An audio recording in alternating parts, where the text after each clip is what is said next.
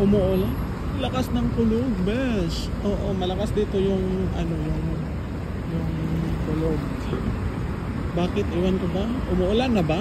Or papasok na ang taglamig? Kaya ganyan. Kasi mula sa sobrang init tapos papasok ang malamig, talagang magkaroon siya ng kidlat at kulog. Narinig mo yun? Ayan oh.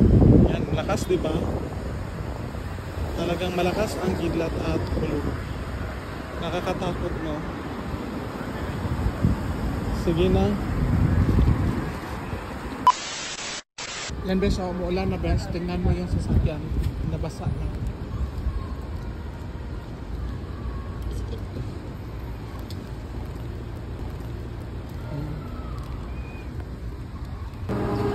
Ayan, bes. Umuulan na talaga, bes. Yan ang daanan, bes.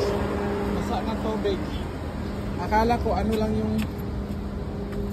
yung kidlat at kulog na yan. So talagang totoong may ulan na pala.